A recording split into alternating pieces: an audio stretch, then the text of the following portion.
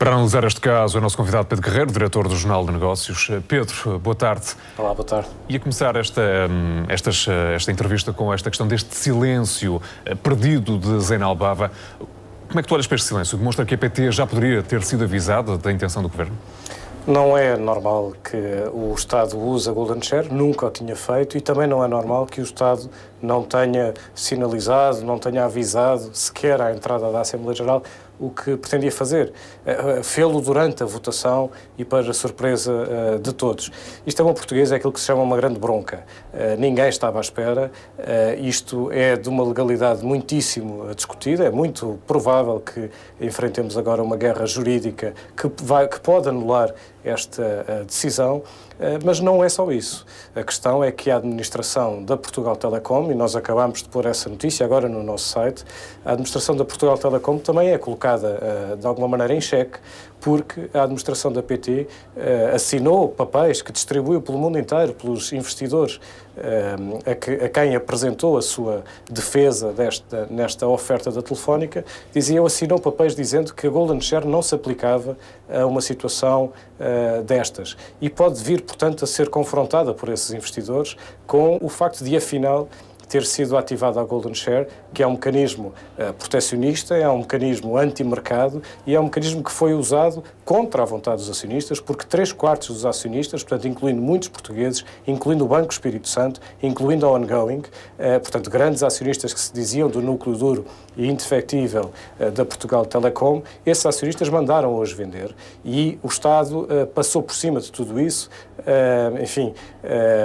desautorizando ou quase, eu diria quase nacionalizando o direito de decidir numa empresa que é privada e que está cotada em bolsa em todo o mundo, nomeadamente também em Nova Iorque e na Bolsa de Nova Iorque, que é o centro de mercados financeiros. E Pedro, o que é que esta decisão revela por parte do Governo? Para além de inesperada ou inédita, é também abusiva?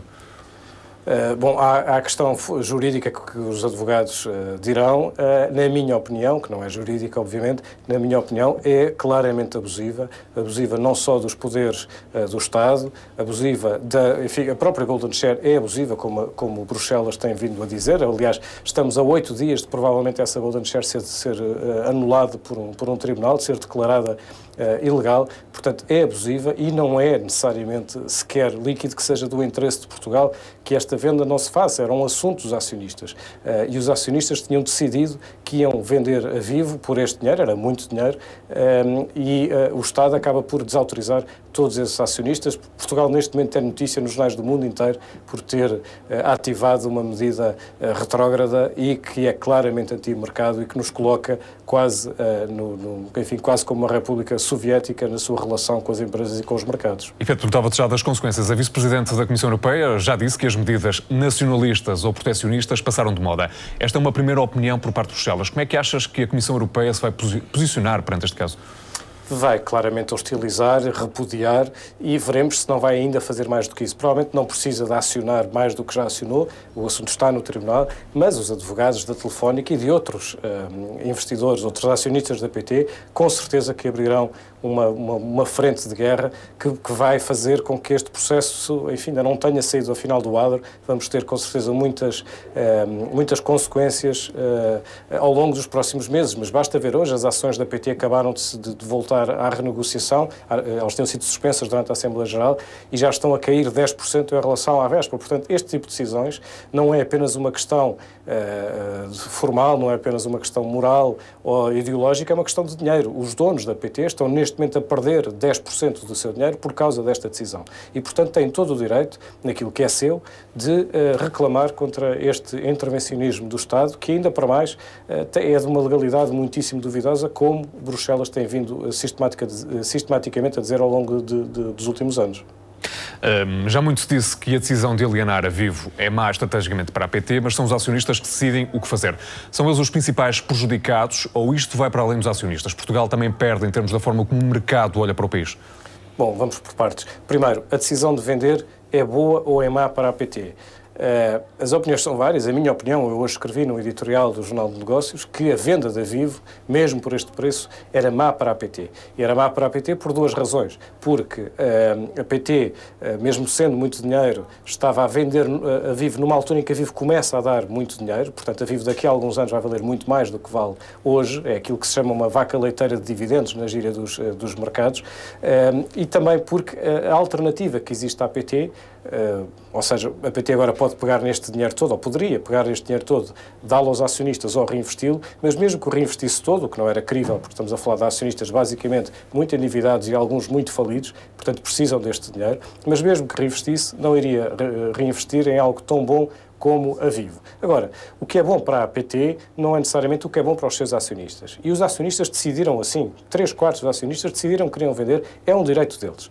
Agora, falamos então do ponto 2, ou seja, da Golden Share. É bom para Portugal ou é mau para Portugal? Bom, o país vai se partir ao meio sobre se esta decisão do Estado foi em defesa do país, porque protegeu uma empresa de ser esquartelhada, ou se, pelo contrário, este intervencionismo do Estado faz mal ao país porque tem consequências a todos os níveis, nomeadamente na forma como os investidores olham para Portugal, não apenas os investidores de bolsa, que são mais ou menos anónimos, mas investidores industriais que queiram investir em Portugal, etc. Bom, eu estou nesta segunda metade, claramente, acho que o erro foi grosseiro, brutal, e vai ter consequências muito graves sobre a imagem de Portugal e nisso sobre a atividade económica do país. Além do mais, acho que é uma medida datada porque ela não consegue impedir definitivamente a venda da Vivo à Telefónica, por isso eu dizia que este é um processo que está a começar agora, é um novo processo, é um processo sobretudo jurídico. Agora, o Estado português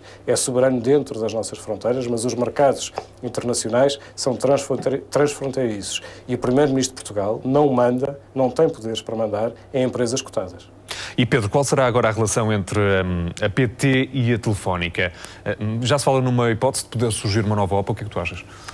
Bom, a relação entre a PT e a Telefónica, ou melhor, entre a administração da PT e a Telefónica está partida, foi ferida de morte ao longo deste processo. Mas a relação entre a Telefónica e outros acionistas da PT não está. Porque, por exemplo, o Banco Espírito Santo, que foi muito hostil em relação à Telefónica, acabou por vir dizer que afinal fechava negócio.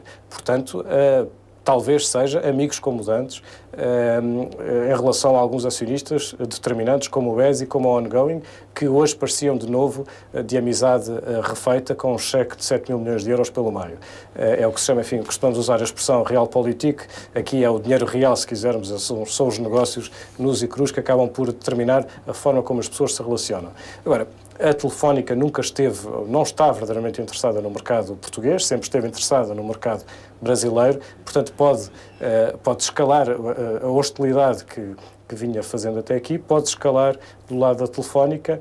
Se há OPAs, se não há, é puramente especulativo. Não é fácil lançar uma OPA a uma empresa que tem uma Golden Share que acaba de ser ativada por uma questão que formalmente é menos importante do que uma OPA. Portanto, se a Telefónica hoje lançasse uma OPA, era para perder, porque já sabe que o Estado vai usar a Golden Share. Portanto, se isso acontecer, não é já, e há outras formas. Repare-se, esta decisão, muito provavelmente, enfim, estou a tirar um pouco para fora de pé porque não sou juiz, mas muito provavelmente a decisão de hoje pode vir a ser anulada, pode vir a ser decretada nula a decisão da utilização da Golden Share. Se isso acontecer, voltamos à casa da partida, ou seja, a Telefónica volta a perguntar, bom, e agora, senhores acionistas, querem ou não vender pelo preço que tínhamos feito? E então a administração volta a pronunciar-se, enfim, o processo todo reinicia-se, temos com certeza muitos meses pela frente, neste momento falar de cenários ainda é especular. Agora, isto obviamente não fica por aqui, os espanhóis estão furiosos com Portugal e têm todas as razões para isso, e não foi uma vitória leal de Portugal, na minha opinião, e portanto foi uma derrota de Portugal. Veremos então os próximos capítulos desta história. Pedro, muito obrigado por esta análise.